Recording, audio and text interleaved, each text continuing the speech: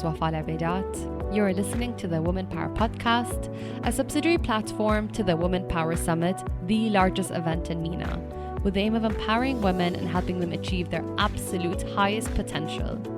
Each week on the Women Power Podcast, you will hear honest, vulnerable, authentic, real conversations from inspiring women. These women will share their experiences and stories into what it takes to build a successful business and career. The podcast will share insight and inspiration and hopefully inspire action and lead change. Side note, even though we are all at home, we wanted to bring you valuable content. So this episode of the podcast is brought to you over Zoom. Please bear with the sound quality. Thank you.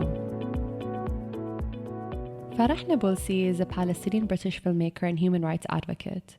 She is the daughter of Palestinians who were fortunate enough to make a home in the 1970s in Britain.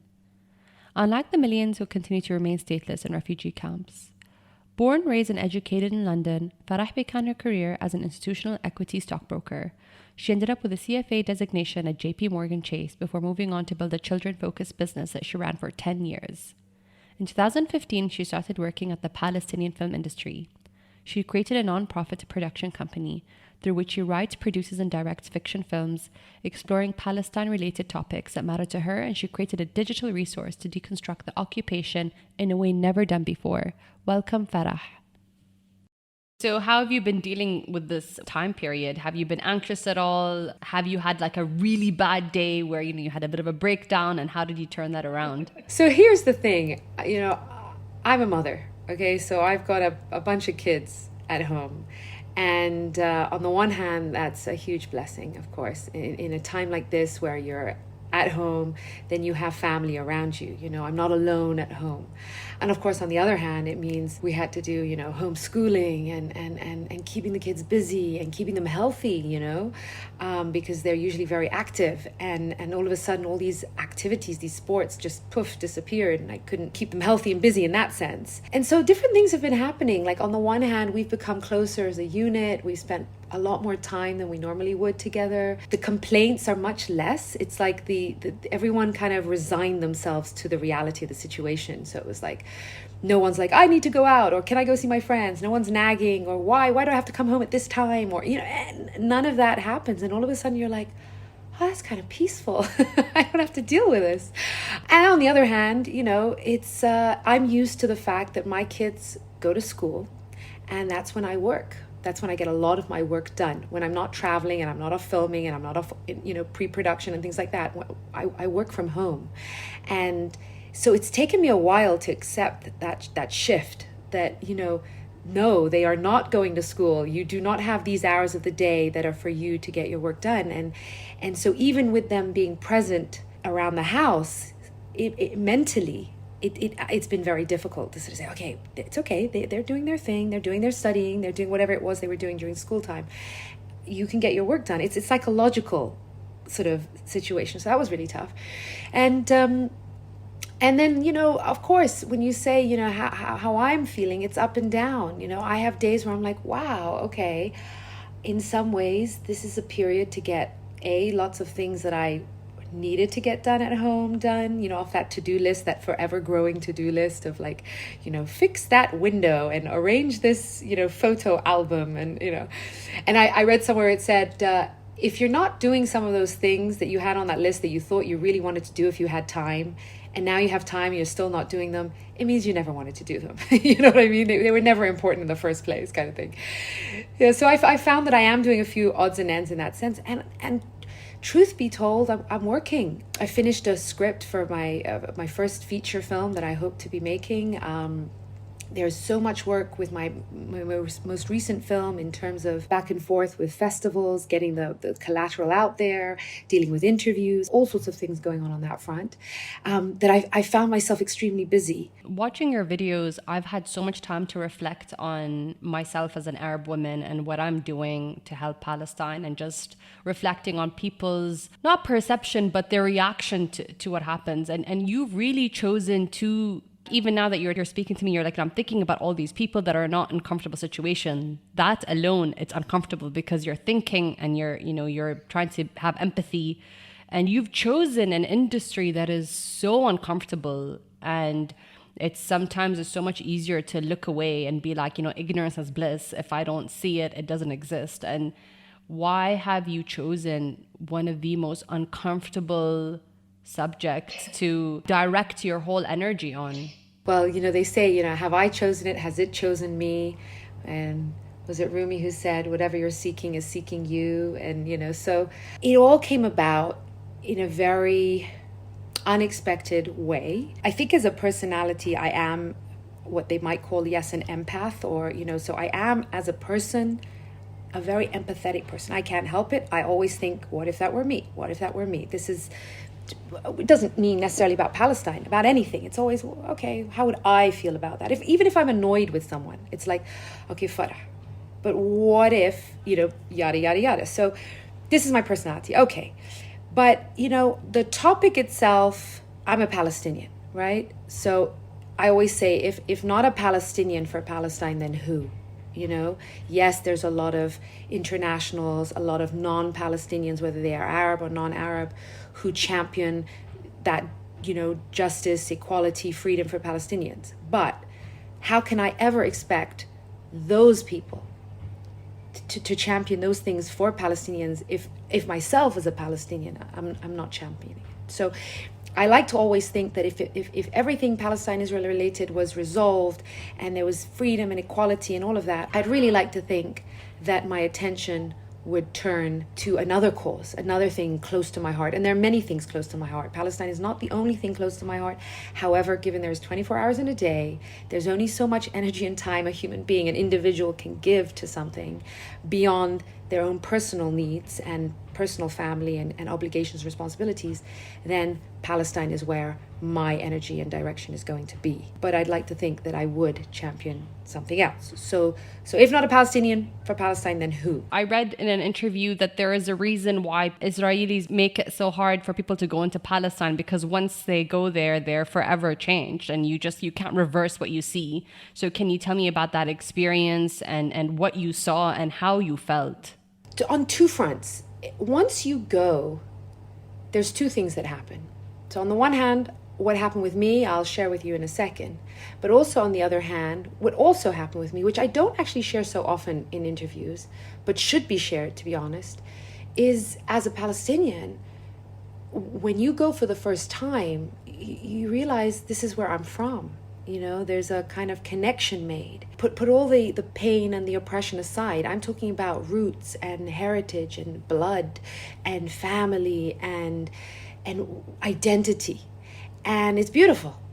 So there's that side as well, which is like, now I'm connected. And so definitely, I think, we are in many ways kept out so that we don't connect and we don't suddenly feel that sense of identity and connection. And then on the other hand, there's also what happened with me. And I think that's kind of related to what happens to a lot of internationals who actually visit Palestine. So my background, so I was born and raised in London and studied in London. And I'd been to Palestine many times as a child. And around the first Intifada, I don't go for many, many years. And this is, my parents were in control of that. And that was that. And then I went back for the first time not too long ago, a few years back. And this is where, despite everything I had read, everything I had seen, everything I had thought I understood about the situation, and I was very well informed, I was the girl on her bike in Hyde Park in her teens cycling for Palestinian charities. So I was always, somehow involved. It wasn't like I wasn't aware that, anyone asked me, where are you from? I said, I'm Palestinian, growing up my entire life. But there is no substitute for any form of oppression than seeing what is happening with your own two eyes. This is just maybe the nature of the beast. It's like when someone shows you a map of Palestine, and that map that shows you, 1948, 1967, and so forth, 2000. Or someone shows you a map of the settlements, for example. It's abstract. I mean, you look at it and you go, okay, so I can see there's loads of illegal settlements all over what remains of historic Palestine, that 22% known as the occupied Palestinian territories, yada, yada, yada. But you go and you're driving through Palestine, through the West Bank, and you look up and you see these really nice neighborhoods, and you're like, oh, okay, that's nice. And they're like, no, that's an illegal settlement, and Palestinians don't live there. They're not allowed to live there. And if you're not Jewish, you cannot go there. And you're like, oh, hold on. And then you look again to your right, and there's another one. And you're driving further down, and there's another. And so all of a sudden, what you've seen on these maps comes to life, and you're like, wow, these are everywhere. Okay, now I'm understanding it. Or you physically go stand at a checkpoint yourself, and you're realizing what this involves. You have a conversation with someone where this checkpoint is their daily life, and you're like, okay, now I'm understanding this a bit more. I've even physically walked into labor checkpoints, so ones that even the tourists or the average person, let's say with a car or doesn't use. I'm talking about the checkpoints, almost the unseen ones that visitors don't come across unless they are deliberately going there, or that they are Palestinian laborers. And I have physically decided I'm going to go into that. I'm going to walk into that and see what that's about, and realize, oh my goodness, this is inhumane. This is not acceptable. Whoever has created these checkpoints has taken absolutely no consideration about the people who are using them. So when you tell me security, or you tell me, so all the myths and the gloss and the falsifications and everything just melts away, and the reality hits you. Sitting down with families whose homes have been demolished, chatting with a mother whose 13-year-old son is in prison, and she's describing to you how he was taken and why he was taken, and when she visited him last, they wouldn't let her do this, that, or the other, and how they treated her when she went. And all I'm thinking is, okay, I have a 13-year-old. Okay, hold on, wait a second. So all of that amalgamated really hit me hard. What was the most heartbreaking moment for you? If you could really kind of go to the seed of it, there was a moment of horror. Did you see something that was kind of hard for you to digest? There were so many of those moments. I can't tell you specifically because there were that many. But Hebron, and again, this is something I'm sure many who've been to Hebron will relate to, was the place where apartheid, in all its ugliness, without equivocation, there was no question about it, because when we talk about apartheid, you'll have people, well, is it? And, well, okay, no, but, here, this is not where, no, that's not apartheid. Or, no, you have Palestinians in Israel, and that's not apartheid. There's always arguments. And in Hebron, without question, there is a full-on apartheid system going on, where you have hundreds of illegal settlers in the heart of Hebron, one of the largest cities in the West Bank. I think it is the largest city. These are not the settlers up on the hills around Hebron. I'm talking hundreds in the heart of it. So you literally step out of this area, and there is the Palestinian markets and the cars and traffic, but in the middle center of it, hundreds of settlers have taken over a section where some Palestinians are still trying their hardest to live in their homes, but they're not even allowed to use their front doors. And some of them, where they can come out their front doors, cannot use a part of the road, on one side, and then to the other side is a checkpoint. And so literally every single day, every single activity, every single place they want to go, anything they want to buy, involves going through a checkpoint. They're trapped in their homes. Settlers are allowed to use cars. Palestinians are not in that area. The settlers are wandering around with machine guns. It's the most surreal, disturbing. I have a friend who lives there. It's a friendship I've developed, where the front of his house has the Star of David graffitied on it, and he's not allowed to even paint over it. We're talking, full on separate systems. If a Palestinian and a settler, and this is all over the West Bank, were to carry out the exact same action, for example, throw a stone at someone, the Palestinian will be tried under a military court system, and the settler will be under a civilian court system. It literally is apartheid. And but you really feel it in Hebron. And I just remember thinking, oh my goodness, they are living, breathing apartheid there. So after your trip to Palestine, can you walk me through your career transition? Because you've had two major shifts where you went to business school and then you worked at JP Morgan and then you started your own business. But then there was this shift into, I'm going to become a full-time filmmaker and this is my subjective choice. So first of all, you know how people say sort of life is about finding yourself? I believe what sort of George Bernard Shaw said, which is life is not about finding yourself. Life is about creating yourself. Okay? So, I was just having this conversation with my teenage son who's all like, what am I going to do with my life? And then he was thinking, oh, I'm going to go and do this, so I don't need to even go to university. And I was like, oh, Habibi, Isma. When I was your age, I thought I wanted to be an actress. 2 years before your age, I wanted to be a lawyer. 2 years after your age, I wanted to be an investment banker. You see, so we vary in life. As human beings, we vary, we adapt.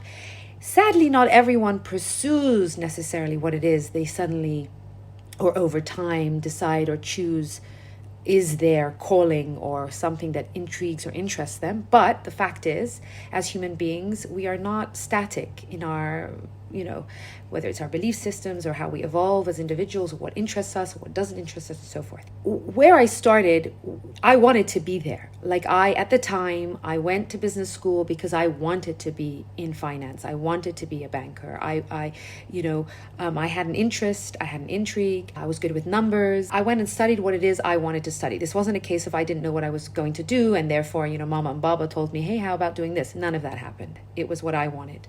And I was very ambitious about it. And I did it. Now, during that period, the majority of that period, I was happy. But I always told myself that I would never let the money, because as you know, in investment banking, it is very financially driven in that sense. And I always swore to myself that I would never let the money keep me in a situation where I wasn't happy.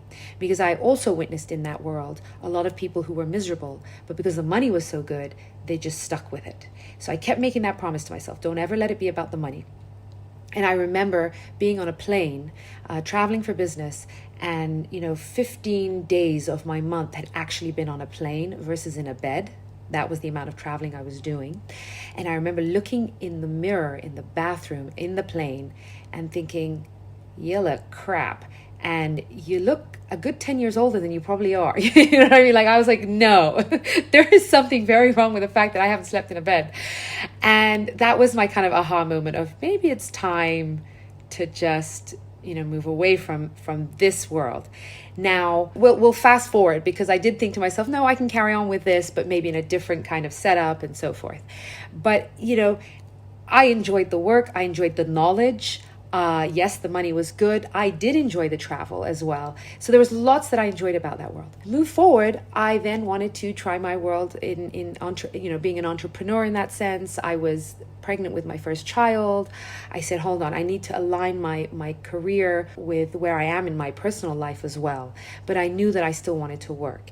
And so I built this sort of mother and child concept. I co-founded it with a dear friend and did that for sort of a good 10 years. And that was the business world. Again, it was profit orientated. You wanted to make money, but at the same time, like I said, I wanted to align my life with my children.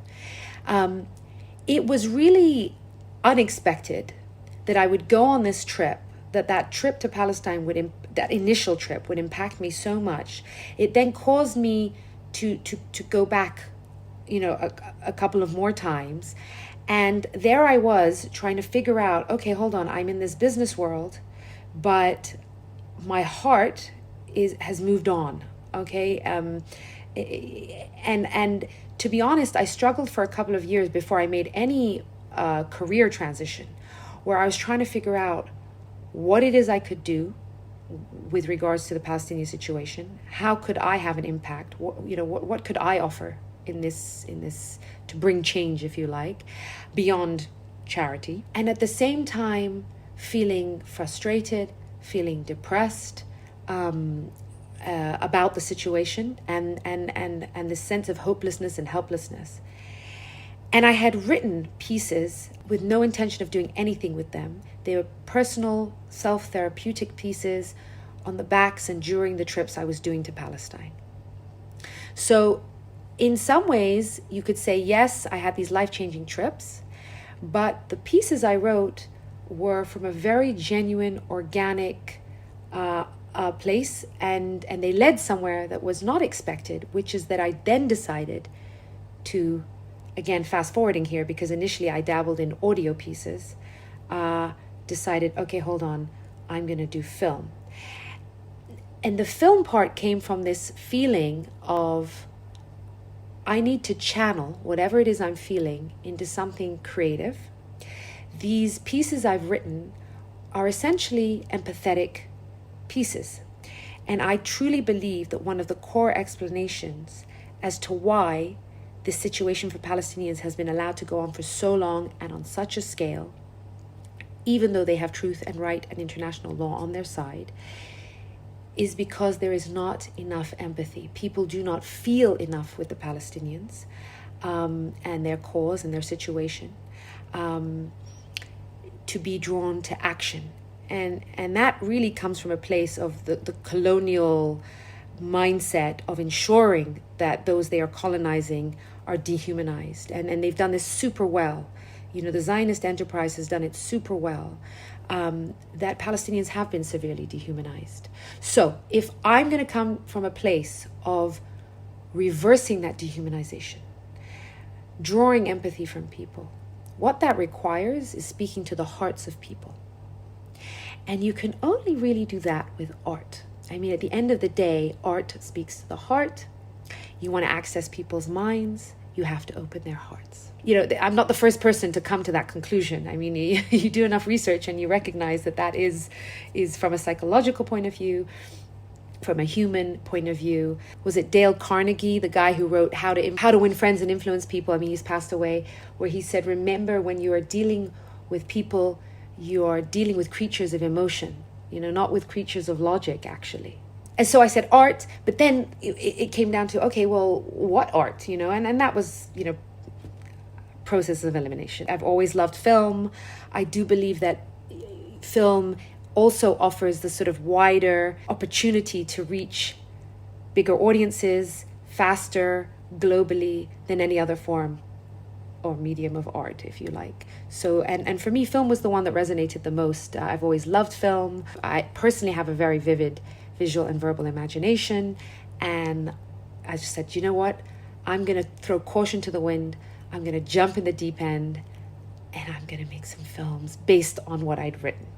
So can you tell me the first time, you know, what was it like to pick up a camera? Did you buy some equipment? Did you take a course? How did you learn? As a personality, when I decide to go in on something, I go all in. So for me, it's always going to be, I want it to be of the best kind of quality. I didn't think that I, you know, was going to be able to just do this all on my own. I do believe in hiring the right people. I do believe in delegating. The first two films I made, I wrote and I produced, but I didn't direct. So there's a difference there. And to write and produce, the barrier to entry is very low. You know, in theory, anyone could be a writer and a producer. How good you are at it is a different conversation. But you don't have to have formal training at the end of the day. That's helpful, it's useful, but, you know. So I hired directors for my first two films. So Oceans of Injustice and Today They Took My Son, I didn't direct. Now, they might argue, well, actually, you partly did, because you're pretty much, you know, bugged the hell out of us and said, I think we should do this, and this is my vision for this, and I'd like these people to be in the water, and I'd like, so definitely I did have my own vision. I love that you said the fastest way to learn how to do something is to just do it, and I have so much respect for that, because you went straight and you went and you kind of accelerated your experience. And you talked a lot about being a producer, and I don't know if a lot of people understand that a producer is somebody who also raises the funds for the film, but can you tell me about how you've raised funds for your film, and what is the process of asking people to give you money, basically, to create these movies, and what would motivate them as well to kind of get behind you? One of the things I did do when I decided to make films was I put a bit of the money where my mouth was. So I used some of my own savings. And so when I sat down with anyone to say, hey, I'm making films, please get on board with me, I was saying, I'm also putting my money where my mouth is. So I think that was an interesting, important element. that not only told people I was serious about it, but that I believed in myself, that I wasn't throwing, money away, that I believed in myself. But, short film, which is obviously where I've started, I'm under no illusion. It doesn't make money. Very, very rarely does a short film make money. It's a very different landscape when you move into the world of feature film. Making money in film, whether it's feature or short, is extremely hard. But a feature film has a better chance in the sense that you're much more likely to get, distribution, and it's just a different landscape. It's a different industry, That said, the present, for example, it's been doing super well, and we've already, for example, Canal Plus, the biggest French TV channel, has purchased the film, which is very rare for short films, to be purchased, and it's not going to make up what was spent on the film. But in the end, you're making the films for other reasons than money, and the people who get on board understand that, or they should understand that. And in the world of feature films, we'll soon discover, because I'm in the process of putting together my package and my pitch for that, for my first feature film. And I'd like to make money on that, in the sense that I'd like to be able to continue to make future films. And so from a producer perspective, if we can make that film make money, it means that we can have funds for further films. It is not to line my pockets. So my raison d'etre is not a financial enterprise. Other filmmakers is different. So you're kind of asking the wrong person, if you like, in terms of, fundraising in film. It's usually for equity. People want to share the film. They believe in the film because they believe it's going to actually be marketed and distributed and make money. Of course, I'd like that to be the case for any feature film I make. And that will be, of course, one of the aims, for sustainability, not because, like I said, I want to line my pockets. But on the other hand, you do it for the art, you do it for the audience, you do it for telling the stories that matter, for raising the global social conscience. Are you also paying yourself? Are you surviving off of this? Is this paying you enough that you are able to keep doing this without burning out? So the first thing is, of course, women are all in very different situations and circumstances. In my personal circumstance, I am very grateful and very happy to be in a situation where I did come from a business background. I did earn my own way. I do have my own funds, or did, because very much depleted.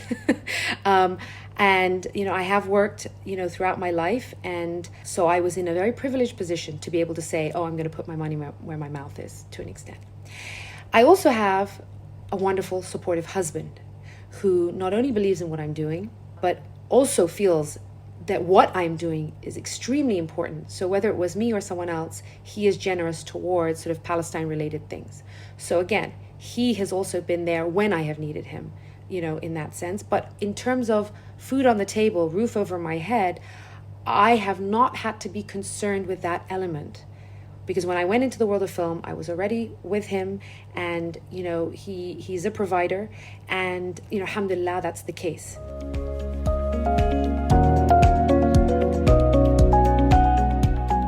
We at Obayan Hill have over a decade's worth of experience working with some of the world's most successful brands across F&B, retail, culture, and hospitality. We are equally at home helping a brand define its point of view, positioning a new development, designing product, packaging, or creating content that speaks to an audience. Whatever the challenge, we deliver sharp, intelligent, content-driven work that helps brands amplify their message to customers around the world. Contact us on www.obayanhill.com or DMing us on Instagram for your public relations, social media, and branding needs.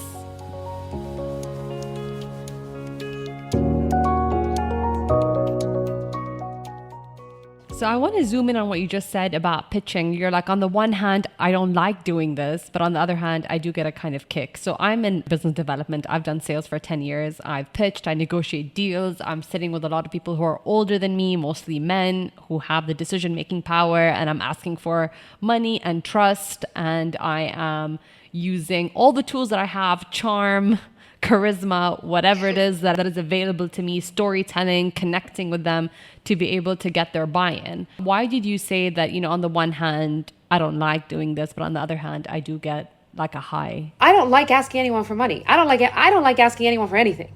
Okay, so, and I also much prefer the side of what I'm doing where it's creative and I'm making the film, I'm in the zone, it's beautiful, So I'd much rather be doing that than having to think about money. And usually a writer or a director is not the one who's trying to get the money, it's the producer. And I wear all these different hats. Partly because I am maybe a control freak, and partly because maybe I can do the different things, and also partly because I think I have something to add and offer. It's like my business background does help towards my abilities as a producer, so why not contribute in that sense? And the kick is, of course, when you do get the money, or when someone does sign the check or do the wire transfer or believes in you and support. When you're pitching, of course, there's this adrenaline that flows, and there's the endorphins that also maybe come with that a little bit. I don't know, when you do a good pitch, when you feel like you've really expressed yourself well, you've communicated well, you're proud of yourself in that sense. And it's also how you're received. So when you're sitting with someone and you can see that they are understanding, they're getting excited, they believe in it, they believe in you, there's a reward in that. So yes, you enjoy that. Of course, the opposite can also happen when you're sitting across from someone and they're just completely closed up, or they don't believe in you, or they're not hearing what you're saying, or they're not, say, buying what you're saying, And that's always very deflating and like, ugh, okay, that was uncomfortable. So yeah, it's not the process. The fundraising is not the part of the process of filmmaking that I enjoy at all. And I think if you ask any filmmaker, they're going to say to you, that's not the part that they enjoy or want to be involved in, to be honest. By the way, I was dreading watching all of this stuff because I think when you watch stuff about Palestine, you're not going to walk away from this with like a big smile. You're going to be heartbroken. So sometimes I feel like we avoid watching these films because we don't want to be upset or depressed, or, if we have anxiety, we don't want it to kind of trigger the anxiety. So I was with my mom yesterday and I'm like, God, sit with me. I need to watch these, or like a couple of days ago, I was like, I need to watch all of these films. And I was like, I'm a new mom as well. So when I was watching, Today They Took My Son, I was just hit all my levels of emotion. And how do you pick your stories? And especially I think with your film that's going to come out, hopefully this year, 2020, which is Hadiyah or a present. By the way, the trailer is phenomenal. The story is so powerful because it's such a simple story. And I think sometimes the simplest stories are the most powerful. How do you zoom in on that specific experience when there's an abundance of stories and horror stories? How do you go in and be like, okay, that's the one that resonates with me? Well, look, how I mentioned before is the first 3 films, including Today They Took My Son, are adaptations from what I'd written without intention of making films. So they were organic. I can't tell you that I was zooming in on anything. I just decided, I'm going to make films based on the writings I've done. These are the ones of my writings that, affect me the most. For example, Today They Took My Son, of course, I'm a mother. I have 3 boys. And I had read a report. It was a UN report about child prisoners, Palestinian child prisoners in Israeli military detention. And having read this report, I was just, what the heck? This is insane. So on top of that, it just overwhelmed me. And I say that some films, you choose to make, and others you have to make. Today They Took My Son, for me, was a film I had to make. But the writing itself was just based on me understanding that Palestinian children are taken in the middle of the night or whenever it is, and they can be, they say, 12 years old then, but I've seen videos of even younger children, okay, not necessarily going through a military court system, but they've been detained, kids that are even 6, 7, 8 years old, so it always comes from the heart. I don't choose. Do you see what I mean? It's kind of like what I'm feeling is what I ended up writing about, and it has, in many ways, yes, it's personal to me. So Today They Took My Son is very personal to me as a mother. Nightmare of Gaza, I was on holiday. I think it was Spain. My children were playing in a swimming pool, and it was the summer of 2014. I was not a filmmaker yet. I was a mother, working. I had my business. I had nothing to do with film. And, the bombs were falling on Gaza. Hundreds of children were being literally blown to bits. What always drives me nuts is when they say, and thousands injured. And what people forget is these injuries are not like, plaster injuries. Here's a boo-boo, put a plaster on. We are talking life-changing injuries. We are talking limbs lost for life. We're talking blinded for life. So we talk about 2,500 people killed in the summer of 2014 over a very short period of time, of which 500 were children, over 500 children, and something like 10,000 with life-changing injuries that I've just described. And I'm sitting here, and so my kids are playing in a pool, and all I'm thinking about are what the hell is happening in Gaza. And so I write this piece, crying my eyes out. I never knew I was going to make a film out of it. Do you see what I mean? So I didn't choose those films. Now, the present is different. Now, fast forward. I'm a filmmaker. I've made my first couple of films, and you get inspired. It's moments of inspiration. You can say that, I said to you earlier, what I base the present on is my own experiences at these checkpoints, chatting with other people, witnessing other Palestinians at checkpoints. But if I want to tell you inspiration detail, it's very much based on this particular friend that I had developed this friendship with over the years of my trips to Palestine, in Hebron, and looking very closely at his life and saying, oh my goodness, like, your home is just here and there's a checkpoint here and you have to go through so this, and I remember standing there and saying to him, staring at the checkpoint and saying, so wait a second, because there was a turnstile. I was like, so if you wanted to bring a couch to your house, how do you do that? Like, really simple questions, and therefore you have the simple story. And so you get inspired, and then you write, and I write the story before I write the script, as I co-wrote the script with someone more seasoned as a scriptwriter. It's funny because, again, I was like, okay, writing the script now, as opposed to, because it's very different to my other films, which are more portrait, which are voiceover, monologue. This was my first film where I was writing script, with back and forth dialogue and different characters and so forth. So I wrote the story, and then I engaged a scriptwriter, and we co-wrote it. And you develop the story. And funnily enough, the first round of the present, I'm going to let you into a secret, didn't have the daughter, believe it or not. Okay? And so then we had the first script, and then I was like, no. I've seen children at these checkpoints with their parents. I want him to have his daughter with him. And wrote the script again, including the daughter character. You develop it. And for me, again, maybe it's the parent instinct, why I'm drawn to these stories, or drawn to write stories that involve parents and children, because I always find it fascinating to examine these kind of human dynamics of like what it is, like the pain or the fear, or what it does mentally, for example, to children. There's one thing the parents witnessing their children have to go through whatever it is they go through, but what about the children witnessing their mothers, their hero fathers, in this kind of helplessness, this hopelessness, this impotence, recognizing that their parents aren't able to protect necessarily, or are not in control of the situation, let's say at a checkpoint and so forth. What can that do to a child as well when they're of age to recognize that? I also feel that, I am sensitive. I take things into heart, and I wonder, but then I'm going to go back and I'm going to sit with my son. I'm going to block all this out and do my other mommy stuff. I'm not in that space, and that's not my work. So how do you stay motivated, uplifted, hopeful when there's so much content that is so disturbing out on a daily basis? Is this something you've always lived with, though, because maybe you are Palestinian and the norm? I totally get what you're saying. And this is just the case with any sort of upsetting, disturbing subject or situation, whether it's, Syria or Yemen or Palestine, or that's why I kind of do feel that many people do block, not just Palestine, they block a lot. On the one hand, it's deliberate. On the other hand, it's, top down. Noam Chomsky refers to the terminally distracted, So there are people who are just like, the world's too effed up, too messed up. I'm just going to get on with my life. Okay. So there's that. And then they kind of just get into the world of whether it's the commercialism, materialism, constantly distracted. Let's watch the Kardashians, whatever it is. Okay. So there's that.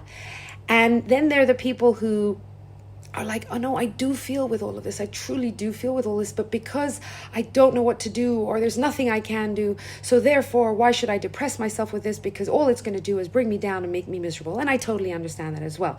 And when I referred to the time when I was feeling frustrated and depressed, I went through that period of just, this is too much, this is too upsetting. And you do have choices. You have the choice to literally unsee what you've seen. You have the choice to turn away. You say, okay, I know, but I don't want to know. It's too painful, and you block it. And then you have those who are like, no, I'm going to know, but I'm going to just wallow in the misery and depression of it. And I'm just going to become a very pessimistic, even cynical, angry person as well. That's also a possibility. And I actually found myself going into a bit of that. And then you also have a choice to say, you know what? If I participate, because it's not my job to solve the situation. It is not, I do not believe for a second that Farah is the one who's going to suddenly solve the issues for Palestine. Okay? But I recognize that I have my role to play in it. And it could be for Palestine. It could be about water in Africa. It could be whatever you want it to be. Whatever the pains that you're witnessing, if you choose to take an active role in playing a part in somehow helping towards it being ended, stopped, improved, fixed, whatever it is, then you will be able to handle it with a different lens, with a different outlook, with a different perception. Now, that doesn't mean to say I don't have days where I'm not extremely down and depressed and like, oh, the world, And I do. I certainly do. And there are days where I don't even sleep at night thinking about these things. But I sleep far better now than I did back when I was feeling pain and miserable about it, but I was doing nothing about it. I literally would go to sleep with the weight of the world on my shoulders. I was just saying this to a friend the other day, and even cry about it, and even just feel, whatever it was I was feeling. When you choose to get actively involved, however little, medium, or big it is, that helps towards dealing with this. Now, that's not to say, yalla, here's my $10. Now I feel fine. I've ended, world starvation. Okay, I can ignore all this pain and suffering. No, I don't mean like use this as a trick to get yourself out of responsibility. It's not a trick. It is a genuine desire that when you recognize that pain, you say, or that suffering, you say, okay, look, I want to get on with my life and the things that I need to get on with in my life. But I also recognize as a human being, as a humane person, I'd like to think of myself as a decent person, someone who does want to help, etc., to get involved somehow. And when you do, you can cope better. Now, for me, personally, I have offered up in so many ways my entire life to this cause because I personally feel so strongly about it. That doesn't mean that I'm not a mother, that's, a good mother. It doesn't mean I don't spend time with my family. I'm not, it doesn't mean I don't have other interests or activities. And recognizing that I do need to make time and effort and things for those other things in my life is a really important thing one has to do, because sometimes the lines get very gray and blurred. Recognizing that I do need to disconnect, I do need to have my downtime is very important. Again, this isn't just for people dealing with really heavy issues. It's women who are dealing with, life and work and other stuff.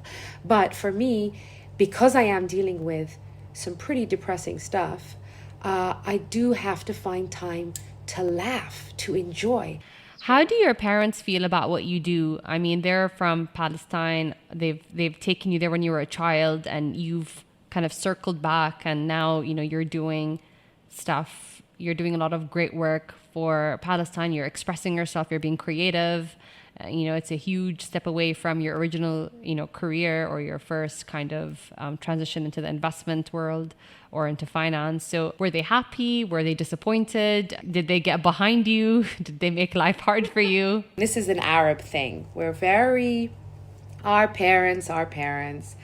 Of course, we respect them, but we got to do what we got to do. Like, we got to do what we want to do. We got to do what we have to do. I think a big reason a lot of Palestinians don't even make it to Palestine is because of this inherited trauma from their parents. You know, it took me to be not only an an adult in her 30s, to sort of pluck up the kind of courage and decision to even travel to Palestine without taking my parents' permission. Imagine that. And I remember telling my mom, I'm going to Palestine. And she's like, why? I'm like, what do you mean, why?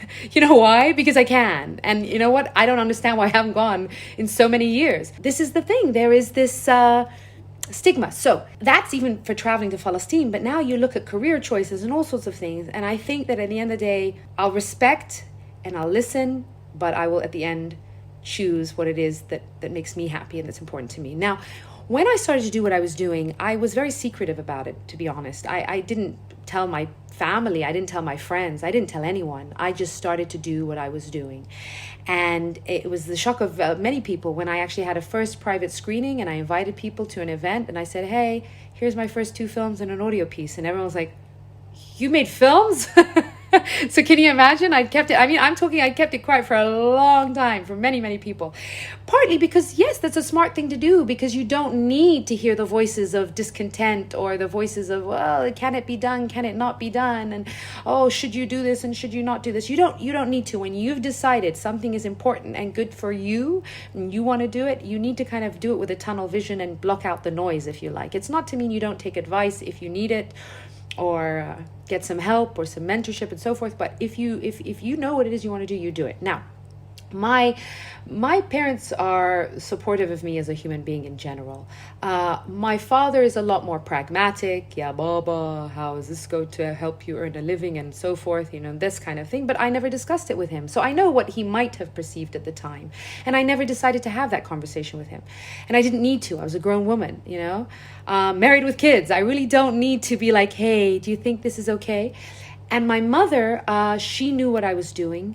She's very proud of what I've been doing. But of course, you know, our parents, they carry that fear, that stigma and so forth. So she's very worried about me a lot, you know, and this is drawing too much attention to you and so forth. And I'm like, yeah, mama, okay, thank you. Just enjoy what I'm doing. Don't worry about the rest of it, okay? You know, don't lose sleep over this kind of thing. You have been, you know, validated through, you know, you've won multiple awards at different screenings in different film festivals. You've also been invited to screen your work and speak at the United Nations headquarters in New York. Which award really kind of meant the most to you? Or, you know, did you feel you needed that validation from an external body to feel like, okay, this is the right thing for me? Or was that just like, okay, this is a bonus and I always knew I was going to be an award-winning, you know, filmmaker? It's very interesting because when you go into a new career, a new world, and you've never worked in that industry, you haven't had any formal education in it, I'm not going to lie, you do suffer a bit of imposter syndrome.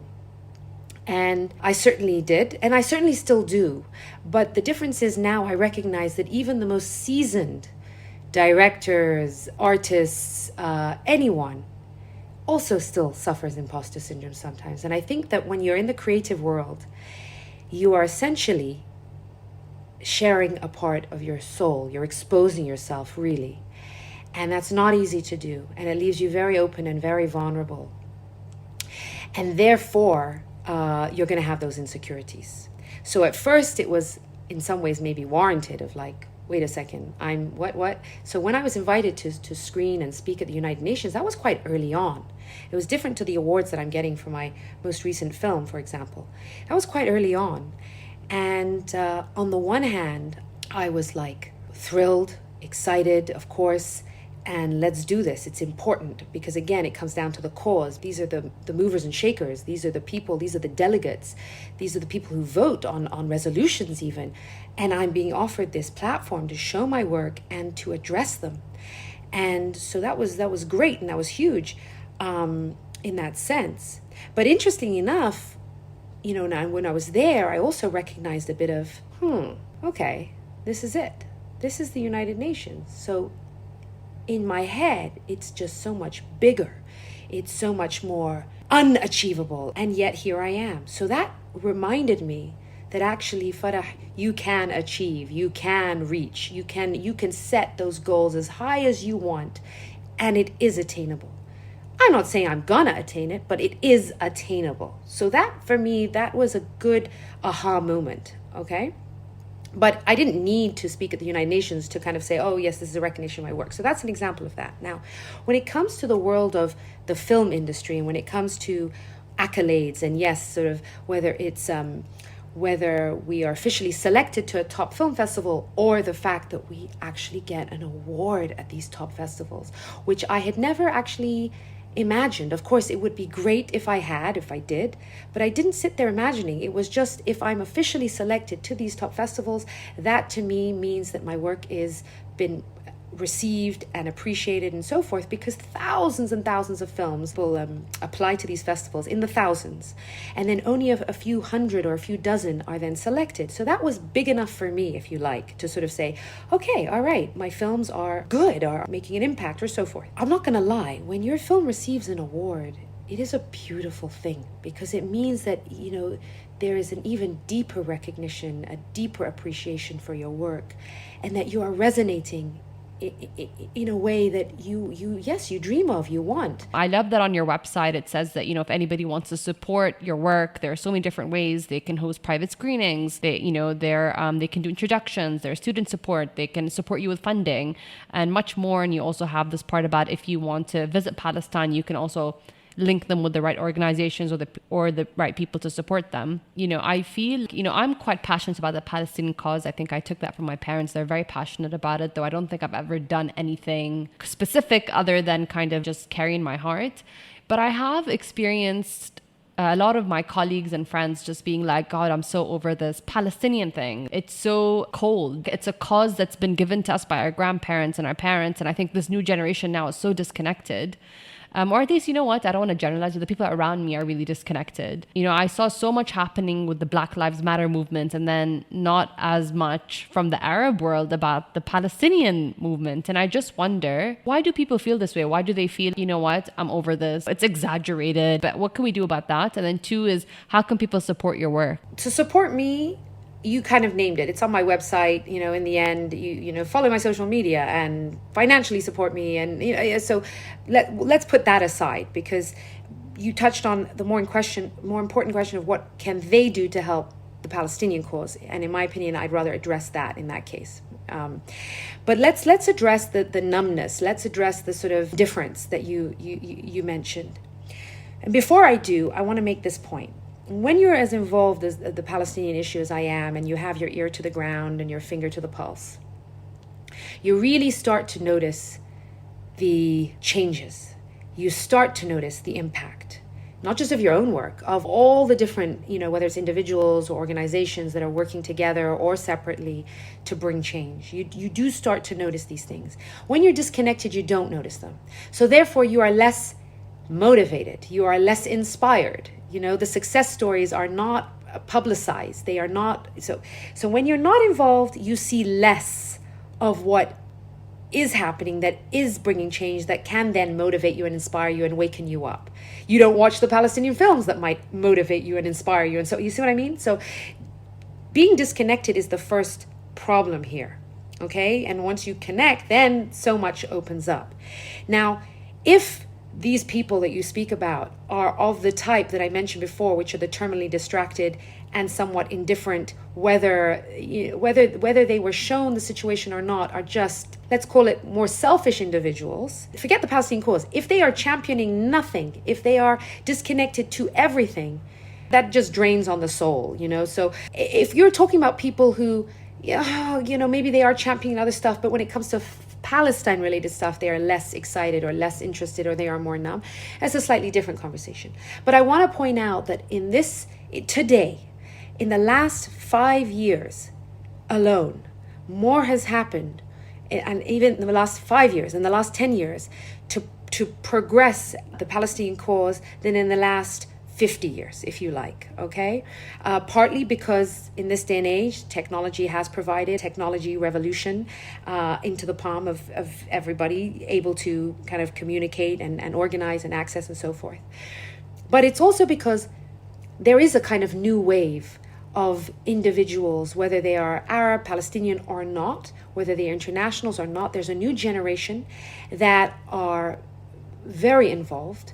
You have organizations that have also arisen that are doing amazing work, whether it's things like Jewish Voice for Peace, Jewish organizations that are very pro-justice, whether it's the BDS movement that has been making headways, the universities, the university campuses in America, in the UK, that have been disinvesting. And so this is a big deal. Okay, whether it's celebrities that before would never have spoken out. And again, maybe they had spoken out, but we'd never hear about it because there was never technology and the internet to hear about those things.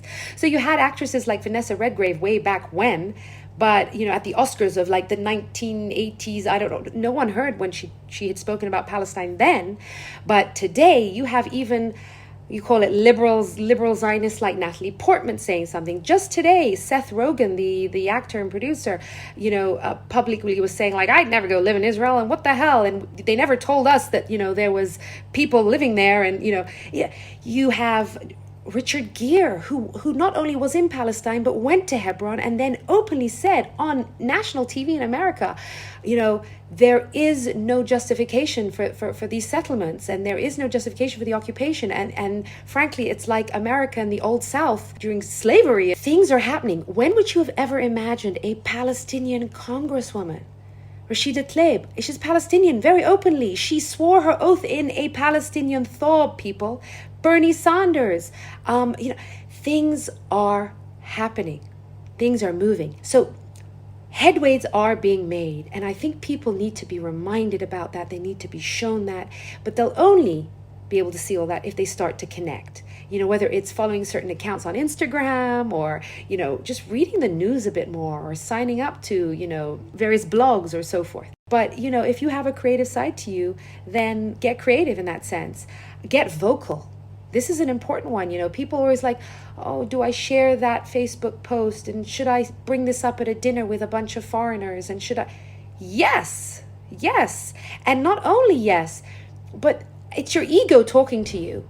When you sit there and you think, well, hold on, how am I going to be perceived? If the case is truth and right and justice and equality, and you are, the key here is to be knowledgeable, of course, to understand the cause, to get educated on it. So that's probably step one before anything, because there's nothing worse than a angry, self-righteous Palestinian or Arab talking about a cause or a situation that they actually don't know enough about. Because you're always going to get arguments. You're always going to get people who have heard the other's perspective, and they have their own valid arguments and perspectives and beliefs. And if you are not equipped with the knowledge enough, then you're gonna end up in trouble, even if the cause is true and right. I did a questionnaire right at the start when I was starting my work, trying to figure out what to do. I started to interview people to ask them, what is it that holds you back from, supporting the Palestinian cause or getting involved? And a lot of it was fear-based. And I said, okay, let's look into this fear-based element. So people would say, well, if I share a post, maybe I'll end up on some list. Or if I was vocal about something, and you're sitting there and you're thinking to yourself, okay, but you do realize that there's millions and millions of people who will share a post and so forth. Thank you so much, Farah. This has been amazing. You're a wonderful, super charismatic, super fiery speaker and someone to interview. I mean, you did my work for me. Like, it's just been so nice to listen to you, and there's a lot of energy that comes out from hearing you. So Thank you for doing what you do. Thank you for committing to this cause. Thank you for choosing the specific subject, and thank you for sharing it with all of us. I can't wait to see your feature film. That's it for this week. Thank you for listening to an episode of the Woman Power Podcast. And thank you for downloading and streaming our podcast every week. If you love what you've heard, tag us on Instagram and follow the Woman Power Podcast and Woman Power Summit account for more information on our next episode. Please leave a rating review wherever you get your podcast. It really helps other women discover the show. That's it from me. See you next week.